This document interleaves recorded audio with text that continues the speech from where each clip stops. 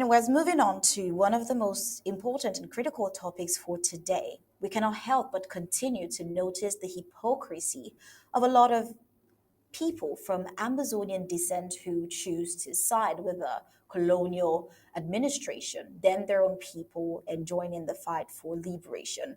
Well, we see that the colonial proxies of southern Cameroon's origin, including Mbela Muki, Ngole Ngole, and Agbobala, and more likes like them who have revealed themselves as complicit actors in the political theater staged by the colonial regime of French Cameroon La République.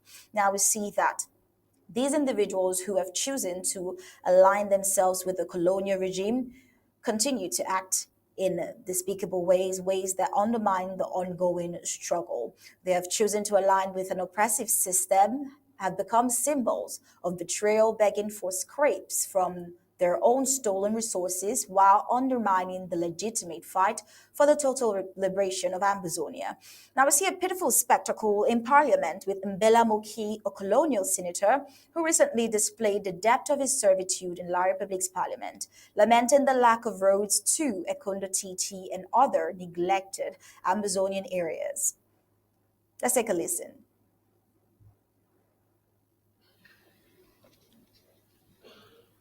Thank you, Mr. President, for giving me this opportunity to take the rostrum once again. And in that way, permit me, Mr. President, offer a gracious salute to members of government who are present with us here tonight. My concern and focus is tied to a primary school story. For those of us English-speaking Cameroonians who are here, if you enter the class to make a story, you say, boys and girls, are you ready to hear my story? They will say, yes, what is your story about? My story is about roads. And if the Southwesterner wants to talk in this country, the first outcry is roads. Mr. Minister of Public Works, I want you, with all due respect, to understand the cries that are coming from this house tonight. They are reflections, a perfect reflection of the cries of the average Cameroonian. The question most Cameroonians have for you is that our ministers who are charged with the duty of taking care of the road network in our country, do they circulate in this country by air or by road?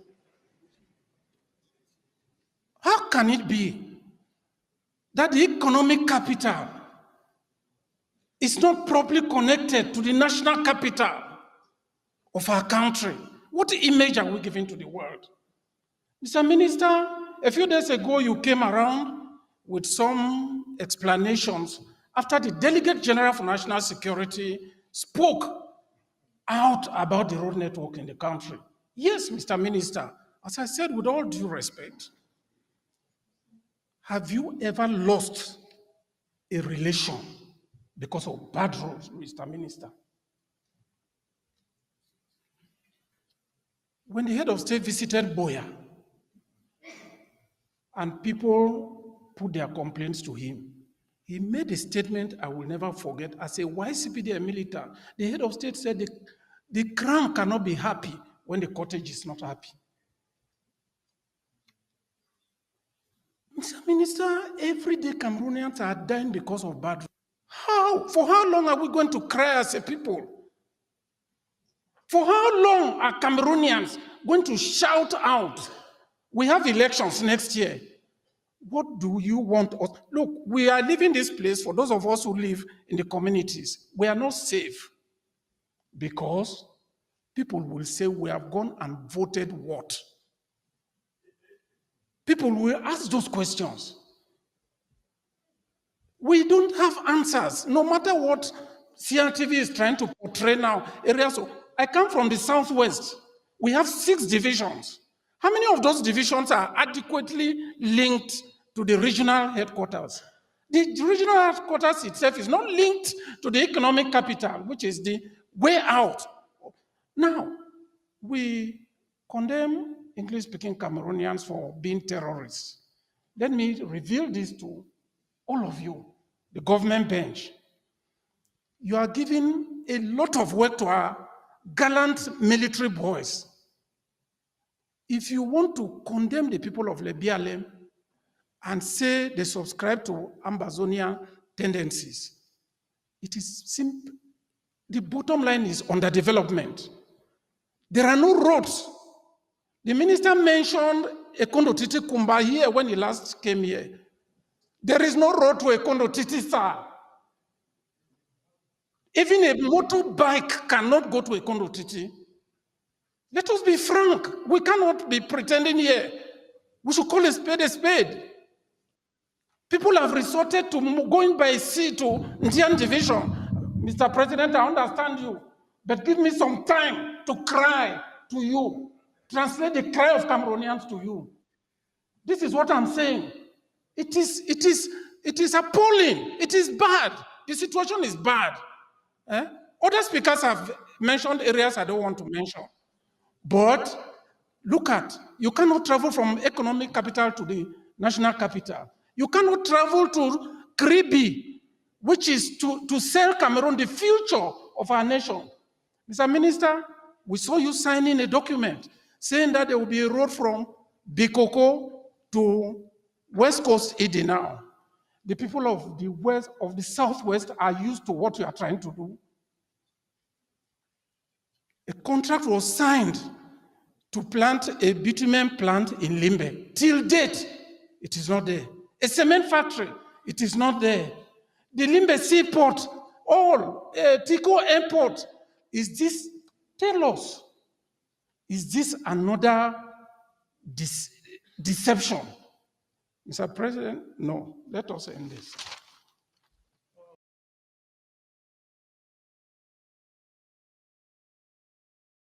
Very pathetic sight you see there. In as much as he might look like he's trying to do something for the people of Ambazonia, it is rather very clear already what the intentions of this colonial regime really is for Ambazonia, and certainly infrastructure is not part of it. We see that the Mbele Moki, the pitiful sight, as he pitifully stated rather, that the people of Lebialem are subscribing rather to Ambazonia because of underdevelopment. Is that really the issue? As though poor roads are the root cause of the Ambazonia struggle. Poor roads are the major thing that the entire Amazonia is fighting for. Well, this pathetic narrative ignores the truth which French colonial the La République's systemic exploitation and invasion of Ambazonia are the actual causes of underdevelopment and unrest. So it certainly cannot just be poor road being the root cause of the Ambazonia struggle. To clarify that on behalf of Ambazonians, the narrative ignores the truth, which is French Cameroon's systemic exploitation and invasion of Ambazonia being the actual causes of underdevelopment and unrest. Well, instead of addressing the core issue, the illegitimate occupation of Ambazonian territory, Belamoki and his ill forces focus on trivial grievances in a desperate attempt to maintain relevance in a regime that neither respects nor listens to him. You can already see the expression of the entire population while he talked. Well, we see that Moki's role, alongside others like Ngole and Agbabala, amongst others, is not to champion the Amazonian cause, but to maintain the illusion of representation within a colonial framework. We see that these individuals willingly participate in a system that has been designed to suppress the rights and freedoms of Amazonians, choosing personal gains over the collective liberation of their own people. The action of these people are not merely misguided, but actively complicit in the suffering of the Amazonian population. From bad roads to economic hardship, every single aspect of Ambazonia's neglect stems from the exploitative grip of French Cameroon, which prioritizes resource extraction over development. We say that Mbele Moki's career is riddled with self-serving decisions and betrayals, from backstabbing allies to manipulate his way into political power to allegations of academic dishonesty at the University of Boya. His record is a testament to his loyalty not to Ambazonians, but to his colonial masters. His sudden awareness of infrastructure challenges in Ekondo Titi and Tombel reeks of hypocrisy, given his decade-long complicity in these very same issues. The problem is not merely bad roads or economic stagnation. These are only symptoms of the larger crisis, the continued occupation and exploitation of Amazonia by La Republic. While genuine Amazonian leaders fight for total freedom, individuals like Moki cry in the colonial House of Assembly, seeking crumbs instead of justice. It is high time for Amazonians to recognize the roles played by these colonial surrogates in perpetuating their suffering. The likes of Ibela Moki, Ngole Ngole, and Abobala must be held accountable for their betrayal of a legitimate cause. Their action serves only to strengthen the grip of the oppressor while offering nothing to the people that they claim to represent. Well, history will remember their voices not as leaders, but as pawns in a corrupt system that sought to crush the Ambazonian dream.